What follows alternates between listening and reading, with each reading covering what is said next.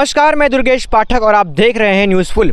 अभी महज कुछ ही हफ्ते पहले हम यहाँ पर आए थे और यहाँ की ग्राउंड रिपोर्ट आपको हमारे चैनल के ज़रिए हमने आपको दिखाया था। ये एरिया देखिए, मेरे फ्रेम में ज़रा दिखा दी कैमरा पर्सन। ये एरिया आता है खैरापाड़ा ग्राम पंचायत के अंतर्गत और यहाँ पर स्वच्छता किस पैमाने पर पसरी हुई है और गंदगी का अंबार किस तरीके से फैला हुआ है, यहाँ पर आप देख सकते हैं। इस वीडियो के माध्यम से बताया जाता है कि रोज़मर्रा 1 टन कचरा यहाँ पर जमा होता है और आसपास के इलाके जो खैरापाड़ा ग्राम पंचायत के अंतर्गत आते भी नहीं है, वहाँ पर देर रात को जो नागरिक है वो कचरा यहाँ पर डंप करके चले जाते हैं। ऐसे में ये बड़ा प्रश्न है क्योंकि यहाँ पर पहले से ही कई टन कचरा यहाँ पर जमा हो चुके हैं। इसकी रिसाइकल अब तक नहीं की जा सकती है। हमने 1 हफ्ते पहले इस बारे में सरकार से, प्रशासन से बात भी की थी, मगर शायद अब तक वो डू नॉट डिस्टर्ब मोड में ही चल रहे हैं। एक बार फिर से ग्राउंड जीरो पर मौजूद है मेरे साथ में विशाल मोहड़ जी इस बारे में बात करने के लिए कि मुझे बताइए सर, आप खैरापाड़ा ग्राम पंचायत के अंतर्गत आपका वार्ड आता है, तो ऐसे में सफाई भी एक मुद्दा बनता है, तो आप इसके बारे में क्या करना चाहते हैं, बताइए जरा।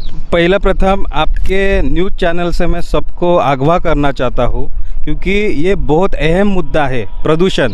क्योंकि यहाँ पे आप देखे जाए तो ये ब्रिज के वो साइड देखें तो विद्यानगर हमारी पूरी सोसाइटी आती है त्रिवेदी नगर से, और ये साइड आप देखेंगे तो यशवंत सृष्टि, मतलब सोसाइटीज़ यहाँ पे, और सोसाइटी के बीचों बीच मेन रोड पे ये डंपिंग ग्राउंड बनाया है। इसको तो मैं इनका निषेध कर रहा हूँ क्योंकि ये डंपिंग ग्राउंड यहाँ पे नहीं होना चाहिए। इनको अगले जगह दूसरी होनी चाहिए। ये जगह को स्थलांतर होना चाहिए डंपिंग ग्राउंड के प्रति। लेकिन मेरे हिसाब से ये खैरापाड़ा के जितने लोग हैं, जितने रहवासी हैं दुर्गेश जी, तो इसमें मुझे ऐसा लगता है हमारे यहाँ पे मेरे हिसाब से दिन में 6 ट्रैक्टर निकलते हैं। 6 में हर मंडे को फुल ट्रैक्टर रहता है कचरे में, और आधे ट्रैक्टर, मतलब बोले तो 6 ट्रैक्टर फुल भी नहीं होते, खाली मंडे को फुल होते।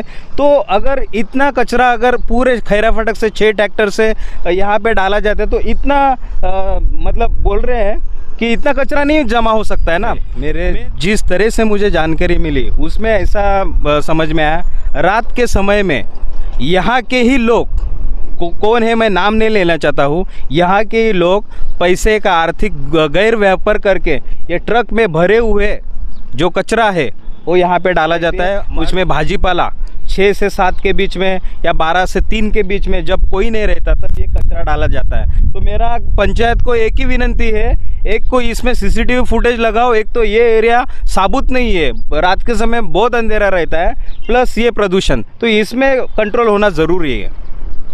मुझे बताइए कि आप कह रहे हैं कि इस जो एरिया ग्राम पंचायत में नहीं आता, यानी खैरापाड़ा ग्राम पंचायत में नहीं आता, वहाँ के भी लोग यहाँ पर डंपिंग करके जाते हैं, इस बात में कि सच्चाई है कि नहीं? 100% सच्चाई है। जब मैं मुद्दा उठाता हूँ तो उसका पूरा स्टडी करके मुद्दा उठाता हूँ, और आपको बताना चाहता हूँ यहाँ पे जो भी ट्रक या जो भी माध्यम से यहाँ पे कचरा डालता है वहाँ पे आर्थिक व्यवहार है, पैसा लेते हैं, भाई आप इधर पैसा कचरा डालो, हम देखते हैं। ये हो रहा है यहाँ पे पंचायत ने ध्यान देना ज़रूरी है। सर, आप कह रहे हैं कि हमारे इस तरफ विद्यानगर है और पुनीत जी यहाँ दिखा दीजिए, यहाँ पर आता है, ये सृष्टि का बड़ा कॉम्प्लेक्स है। तो ऐसे में जब इतना बड़ा टाउन का प्रोजेक्ट बनता है सर, तो कहीं ना कहीं डंपिंग यार्ड जब नक्शा में होता है तो उसको पहले ही उनको मालूम होना चाहिए कि भाई इतना बड़ा औसत आने वाला है, तो उसको कहीं और जगह पर रखना चाहिए शुरू से ही। दुर्गेश जी, आपने सही क्वेश्चन पूछा।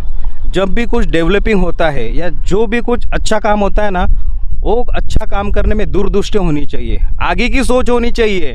अभी मैं जो सोच रहा हूँ 10 साल के आगे सोचने की कोशिश कर रहा हूँ। लेकिन जब ये डंपिंग ग्राउंड या इधर कचरा फेंकने का जब काम होता है ना, तो ये ऐसा नहीं होना चाहिए। रिसाइकलिंग इन्वायरमेंट रिसाइकलिंग सिस्टम जहाँ पे मुंबई में चलता है, हर नगर पालिका में चलता है, तो यहाँ पे क्यों नहीं चलता? ग्राम पंचायत को कितना निधि आता है, जिला परिषद को कितना आता है, पंचायत समिति को इतना निधि आता है, तो मुझे लगता है रिसाइकलिंग सिस्टम होना ज़रूरी है। ये देखो प्लास्टिक कितना है यहाँ पे, बहुत सारे ऐसा कुछ हो सकता है, उसका खत में रूपांतर होता है, ओ फार्मर लोग को काम आएगा। तो मैं चाहता हूँ कि रिसाइकलिंग इन्वायरमेंट सिस्टम, मैं हर बार बोलता हूँ कि ये लाओ, इसकी ज़रूरत है। अब सवाल यही खड़ा उठता है कि जब इतने बड़े हाउसिंग सोसाइटी के प्रोजेक्ट्स बनते हैं तो आसपास कचरों के डंपिंग यार्ड की उचित व्यवस्था पहले से ही क्यों नहीं की जाती? सरकारी निधि, सरकार की तय धनराशि जो कि साफ सफाई में खर्च होनी चाहिए, यहाँ के अधिकारी ऐसी लागत क्यों नहीं करते? आमदार राजेश पाटिल ने भी इस गंभीर समस्या के ऊपर उचित कार्रवाई की आशा लोगों से की है, मगर ग्राउंड रिपोर्ट पर एक्शन कब शुरू होगा ये तो कहना फिलहाल मुश्किल है। न्यूज़फुल डेस्क से दुर्गेश पाठक की रिपोर्ट।